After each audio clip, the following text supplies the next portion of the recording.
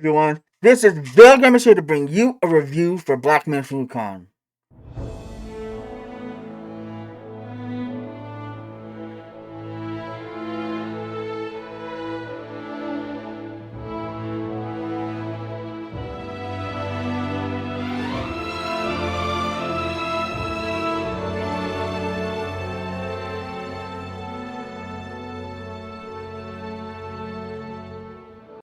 Sometimes words aren't enough to describe how much I love a game, but this game has got to be the best experience I had in a long time since Stellar Blade.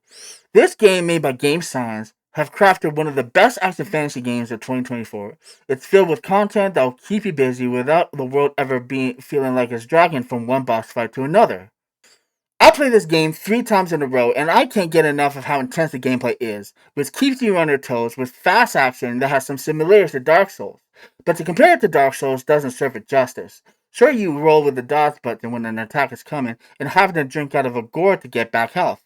Other than that, the game has more of a fast-paced feeling without the weight that Dark Souls is known for. So it's not a Souls type. It's its own fast, light-paced action that will keep you hooked to every second of its amazing gameplay. Gameplay is where this game will shine for just about anyone who jumps into intense, high-stake action that will make you pay attention. If you're not, you will die over and over and over to have to compete with enemies that are quite challenging if you take them too lightly. Gameplay revolves around spamming the square for an attack with 3 types of stances: thrust stance, pole stance, and smash stance that will utilize tools in your arsenal to deal with foes or bosses in your own unique way. There's a great feeling you get when you charge your focus meter for a big charge hit and land it on one of the game's many bosses that are littered throughout the game. It's fast paced and will make you have to think with each encounter how to deal with each situation and what stance suits your playstyle the best. Do you want a range attack to deal with the enemies? Then thrust stance and pulse stance will allow you to get those long range hits to take down each enemy that crosses your path. Or would you like a more up close, more personal attack with a smash stance, delivering a hard hitting attack that will force enemies to stagger so you can get more damage to each foe? I love the combat, and it's one of Wukong's most satisfying elements that will keep you coming back for more. But the combat isn't perfect by any means. It's solid in its foundation, but the dodge button can feel unresponsive when you go for a perfect dodge. Call me a scrub all you want, but there are times when the perfect dodge will feel inconsistent, even when I feel like I'm dodging right before an attack is coming. Stellar Blade's dodge system felt more reliable than Black Myth Wukong's perfect dodge system, which can have each dodge feel lagging or contradictory. Then there are spells that you can have that can freeze an enemy, or go into Cloud Step, which will make you invisible to the naked eye. Pluck of Many, which multiplies you to take on multiple enemies at once, with many more spells that can assist you in taking down enemies or bosses much faster. There's something satisfying about freezing an enemy and landing a tremendous amount of blows to its health in order to get a big finisher in. Or trying to get that breather you need from these intense bosses that only seem to overwhelm your senses for each encounter. The spells are great, some more than others, and others that are quite overpowered and can make the game feel quite easy at times. But there are some but there's nothing easy about Black Myth Wukong except for getting drunk off your ass with coconut wine. The world itself is a lush, very dense world that is a bit on the rails. It's not an open world, but there are vast distances you will have to travel in each level, with bends and turns here and there that will make you want to check out the next corner to see what's behind it.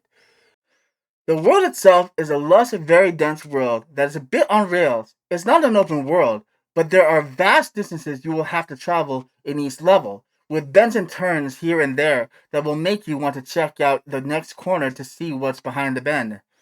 And each world is well interconnected with paths that will have you find previous areas that you've been before, with items all around the place that will give you your competitive edge with like curos.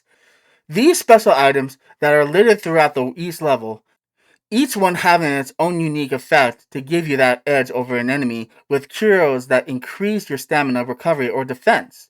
While most of them are fun to find, only a handful really felt useful, while others felt not that great to use in combat scenarios. Then there are medicines you can make to give you buffs that will enhance attack or varieties of attributes to help you get that extra bit of damage, or nullify a Bane that has you frozen, on fire, or poisoned. The game is well crafted to give you all sorts of ways to deal with each opponent with your playstyle.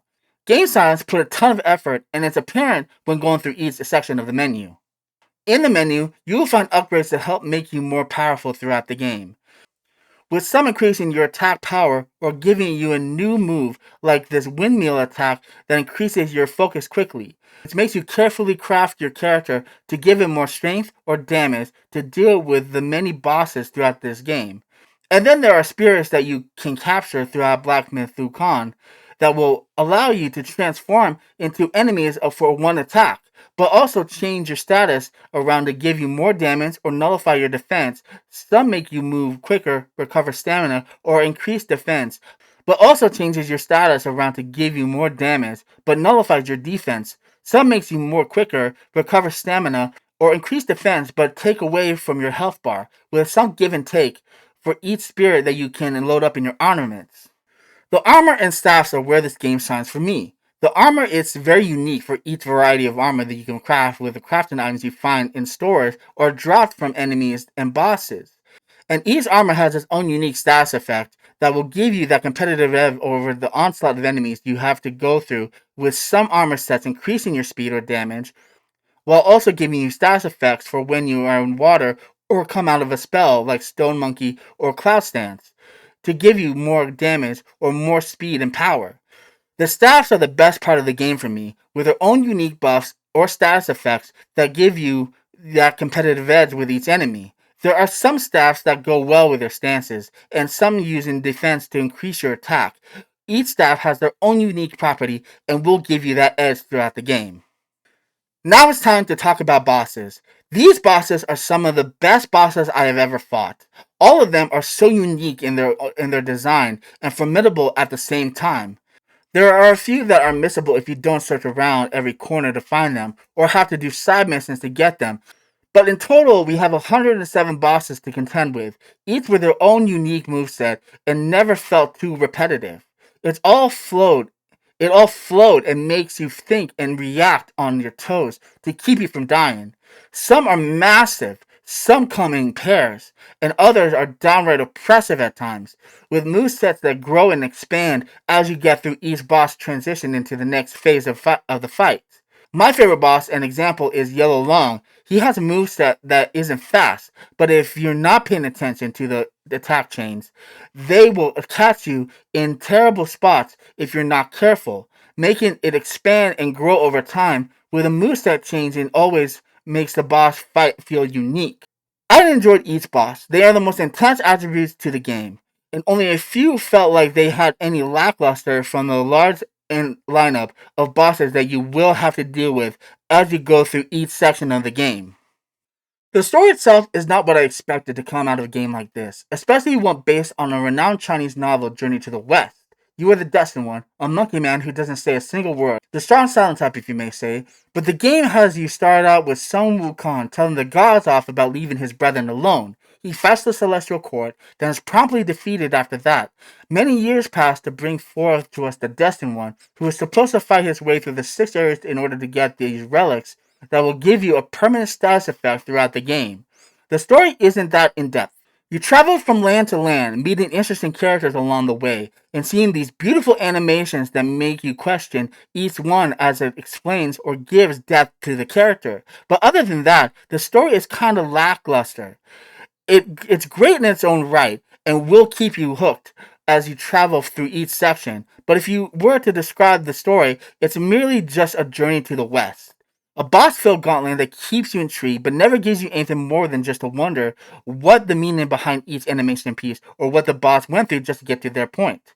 I do love the story that is here, but the game will still intrigue you to keep you searching and finding the depth between each section of the game as you pass through the enriching world that tells a story with each encounter you come across.